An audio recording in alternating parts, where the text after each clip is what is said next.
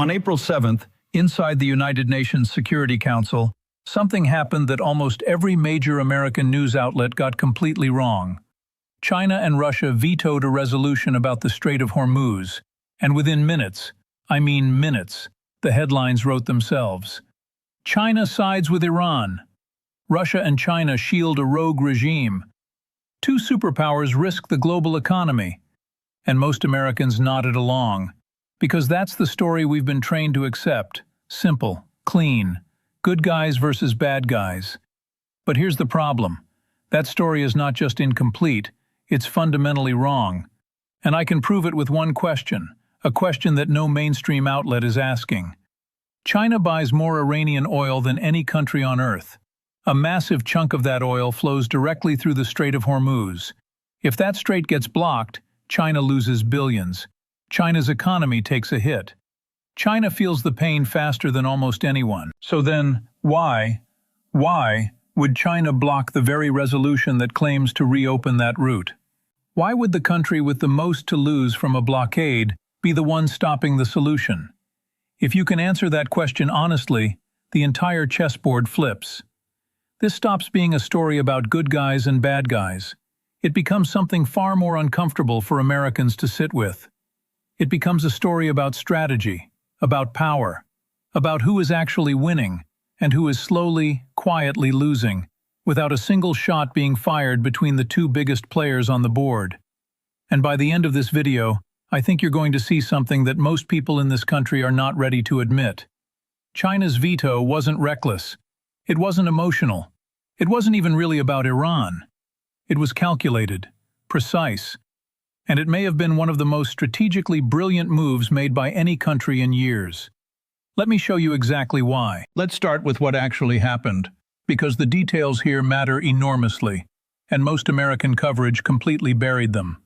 On April 7, 2026, the UN Security Council voted on a resolution originally proposed by Bahrain. On paper, the goal sounded simple and reasonable. Restore freedom of navigation through the Strait of Hormuz. Who could argue with that, right? But buried inside that resolution was a phrase that diplomats know is anything but innocent. All necessary means. In international law, that phrase is not just language. It's a blank check. It means military force is authorized. It means escalation is permitted. It means any country can now act under the legal cover of the United Nations. That's not diplomacy. That's war, with a permission slip attached. Here's what happened next. 11 countries voted yes. China and Russia said no. Pakistan and Colombia abstained. And immediately, the American narrative locked in. China and Russia are protecting Iran. End of story. Move on. Except, here's what virtually no American outlet reported. Before that final vote, the original draft of this resolution was far more aggressive. It would have effectively allowed any nation to use military force to reopen the strait. China, Russia, and even France pushed back.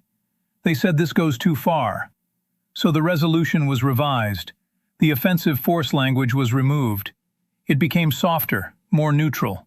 And still, China and Russia vetoed it. Then it was revised again, even more watered down. References to direct Security Council enforcement were stripped out. The document was barely a shadow of what it started as. And still, China and Russia said no. Not once, not twice, every single time. Now here's the question you should be asking. If China just wanted to protect Iran, if this was simply about being Tehran's loyal ally, why does it matter how many times the resolution was revised? Why veto a toothless document? Because this was never about Iran. This was about something much bigger. Let me give you a framework I always come back to when analyzing these situations. Don't focus on what countries say. Focus on what their actions actually achieve. Ask one question: who benefits? So let's apply that to China. China imports roughly 10 to 11 million barrels of oil every single day. A significant portion flows through the Strait of Hormuz. On the surface, short term, China should be screaming for that route to stay open. And that's where most Americans stop thinking. That's where the analysis ends. But China doesn't think in weeks. It doesn't even think in years. China thinks in decades. While Washington reacts to the news cycle, Beijing calculates the next generation. Yes, a blockade hurts China in the short term. Energy prices rise, supply chains tighten. There's real economic pain. But here's the critical difference between short-term pain and long-term gain. If the United States steps in, uses military force, reopens the strait, and pushes Iran into submission, what message does that send to the rest of the world? It sends this message: America still controls the most critical energy choke points on the planet. It proves that even in an era where people talk about American decline, the U.S. can still decide who gets access to energy and who doesn't. It reaffirms the old order, the one where America sets the rules, controls the lanes, and everyone else follows along. And for China, that outcome is a nightmare. Chinese strategic thinkers have a name for this fear. They call it the Malacca Dilemma. The idea that the U.S. Navy can strangle China's economy simply by controlling key maritime routes: the Strait of Malacca, the South China Sea, and now, potentially, the Strait of Hormuz. If America wins this moment, China's worst fear gets validated. It remains dependent on American-controlled sea lanes, dependent on a system where Washington can threaten Beijing's oil supply at any moment it chooses.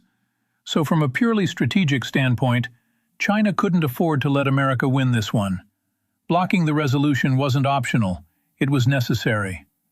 But now let's go one level deeper, because this is where it gets truly fascinating. What happens if the strait doesn't reopen quickly? What happens if this disruption drags on? Short term, yes, pain. For China, for global markets, for everyone. But underneath that pain, something much bigger is happening.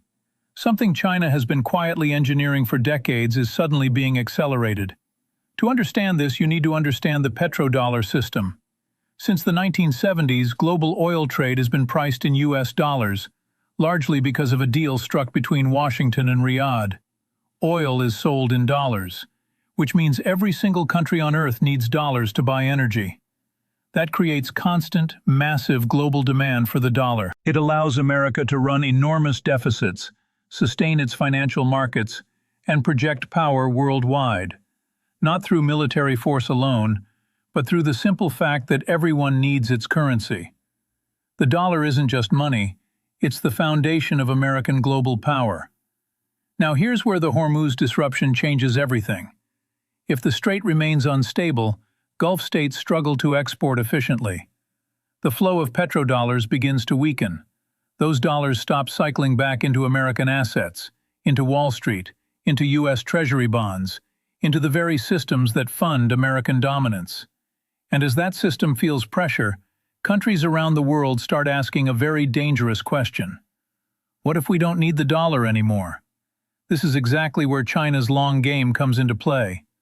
For years, quietly, systematically, China has been building alternatives. Yuan-based oil trading agreements, cross-border payment systems tied to the Belt and Road Initiative, deeper energy integration with Russia, Iran, and Gulf states willing to experiment. These systems don't matter much in a stable, dollar-dominated world, but in a world under stress, in a world where traditional systems are cracking, they suddenly become extremely attractive. Every week that Hormuz remains unresolved, the pressure on the dollar system increases. Every disruption pushes more countries to experiment with alternatives, and every alternative that gains traction slowly shifts economic power away from Washington and toward Beijing. China is willing to absorb short-term pain in exchange for long-term transformation. And if that transformation continues, China isn't just rising within the existing system anymore, it's helping to replace it. Now let's talk about something most American analysts completely ignore: China's preparation. A lot of people hear Hormuz disruption and immediately think, doesn't that mean China is running out of oil? Doesn't that mean China is hurting itself? Logical question. Wrong assumption. That logic only works if you assume China is reacting in real time. China isn't reacting. China has been preparing for exactly this kind of disruption for years. Over the past decade, China has been building some of the largest strategic petroleum reserves in the world. stockpiling energy specifically for moments like this. It has aggressively diversified its suppliers, so no single region, no single choke point can cripple its supply. It has invested in the China-Pakistan economic corridor, giving it direct access to the Arabian Sea without relying on the Strait of Hormuz at all. It has partnered with Russia and Iran on overland energy routes, including the international north-south transport corridor, reducing dependence on vulnerable maritime lanes entirely. And domestically, China has been building solar, wind, and nuclear capacity at a scale the world has genuinely never seen before. Not just for climate reasons, for strategic independence. So yes, the blockade creates pain. But China planned for that pain. It built buffers. It built alternatives. It built redundancy into the system. Now compare that to the United States, to Europe, to Japan and South Korea. Many of America's closest allies are far more exposed to sudden energy shocks. They have fewer immediate alternatives. They are more dependent on stable maritime flows. This is a stress test. And in that stress test, China walks in better prepared than almost anyone. Every week this drags on, the systems China built become more valuable, and America's ability to control global energy flows through military and naval dominance becomes slightly, measurably, weaker. Here's a dimension that American media almost never covers: the legal and moral argument China is actually making. Inside the Security Council, China's ambassador raised a point that was mostly ignored in U.S. coverage. The resolution, he said, did not address the root causes of the conflict. Russia echoed the same argument. The proposal blamed Iran while completely ignoring the actions that triggered the escalation in the first place. Now think about the actual sequence of events. Military strikes are carried out against Iran, a sovereign nation. Its facilities are targeted. Its leadership is hit. And then, after that escalation, a resolution is introduced seeking international authorization to use force against that same country because it is now responding. Step back and look at the logic of that. From the perspective of most countries outside the Western Alliance, across Asia, Africa, and Latin America, this doesn't look like maintaining order. It looks like establishing a very dangerous precedent. Attack first, seek legitimacy later. And this is where China's veto becomes something far more than a geopolitical maneuver. It becomes a signal that the UN Security Council will not automatically rubber stamp American military ambitions. A signal that international law cannot be selectively applied based on who has the biggest navy. A signal that sovereignty still means something. And across the global south, in the countries that will define the next generation of the global order, that signal lands very differently than it does on CNN. China isn't just positioning itself as a rising economic power anymore. It's positioning itself as a defender of the principle that rules should apply to everyone, including the most powerful. Meanwhile, the United States, which has long presented itself to the world as the guardian of a rules-based international order, finds itself being portrayed, in large parts of the world, as a country that bends those rules the moment they become inconvenient. In geopolitics, perception is not soft power. Perception is power. Wars are not decided only on battlefields. They are fought across systems: military, economic, political, and narrative. And right now, in that narrative battle, China is winning territory that doesn't show up on any map. Let's zoom all the way out now, because this veto is not just about a waterway. It's not even just about this particular conflict. It's about the kind of world we are moving into. For decades after the Cold War, the United States operated with a level of global freedom that no empire in human history had ever quite achieved. If it wanted to intervene somewhere, it could. If it wanted to sanction a country, isolate a government, or pressure a regime, the mechanisms existed to do so. And if it needed international legitimacy, it could usually secure it. Because Russia was weakened, and China had not yet risen to the point where it could meaningfully push back. That era is over. And the Hormuz veto makes that painfully, undeniably clear. Here you have the United States going to the United Nations, seeking authorization for something it frames as essential to global stability, keeping a critical international waterway open. And it fails. Not on a technicality, not due to a procedural error, but because two major powers looked America in the eye and said, "No, not this time."